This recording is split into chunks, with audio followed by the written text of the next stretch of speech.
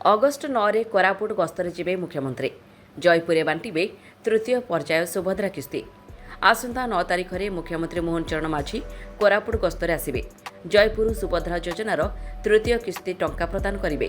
କୋଟିଆ ଯାଇ ବିଭିନ୍ନ ଉନ୍ନୟନମୂଳକ କାମର ସମୀକ୍ଷା କରିବେ। ଉପମୁଖ୍ୟମନ୍ତ୍ରୀ ପ୍ରଭାତୀ ପରିଡ଼ା ସାମାଜିକ ଗଣମାଧ୍ୟମ ଏକ୍ସରେ ଏଭଳି କିଛି ସୂଚନା ଦେଇଛନ୍ତି।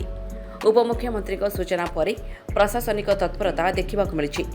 ନୂଆରେ ଦାୟିତ୍ୱ ଗ୍ରହଣ କରିଥିବା ଜିଲ୍ଲାପାଳ ମନୋଜ ସତ୍ୟବାନ ମହାଜନ ଏବଂ ବରିଷ୍ଠ ଅଧିକାରୀମାନେ ସହର ଉପକଣ୍ଠ ବାଙ୍କବିଜା ପଡ଼ିଆ ପରିଦର୍ଶନ କରିଛନ୍ତି। ମୁଖ୍ୟମନ୍ତ୍ରୀଙ୍କ ଗସ୍ତ ସମ୍ପର୍କରେ ସ୍ଥାନୀୟ ପ୍ରଶାସନ ପକ୍ଷରୁ କୌଣସି ସୂଚନା ଦିଆଯାଇ ନାହିଁ। ମଙ୍ଗଳବାର ଜିଲ୍ଲାସ୍ତରୀୟ ଅଭିଯୋଗ ଶୁଣାଣି ପରେ ଜିଲ୍ଲାପାଳ ଶ୍ରୀ ମହାଜନ, ଉପଜିଲ୍ଲାପାଳ ଏ ଶସ୍ୟା ରେଡ୍ଡି, ଏସ୍ପି ରୋହିତ ବର୍ମା, ଏସ୍ଡିପିଓ ପାର୍ଥ ଜଗଦୀଶ କାଶ୍ୟପ ପ୍ରମୁଖ ରେଲୱେ ଷ୍ଟେସନ ନିକଟ ବାଙ୍କବିଜା ପଡ଼ିଆ ପରିଦର୍ଶନ କରିଥିଲେ। ଏଠାରେ ମୁଖ୍ୟମନ୍ତ୍ରୀଙ୍କ ସଭା ହୋଇପାରେ। ଅଞ୍ଚଳ ପରିଦର୍ଶନ ସହ ସୁରକ୍ଷା, ଟ୍ରାଫିକ୍ ନିୟନ୍ତ୍ରଣ ଏବଂ ଅନ୍ୟାନ୍ୟ ପ୍ରସ୍ତୁତି ବାବଦରେ ଆଲୋଚନା କରାଯାଇଥିଲା। ବ୍ୟୁରୋ ରିପୋର୍ଟ, ନିଃଶର୍ତ୍ତ ନ୍ୟୁଜ୍।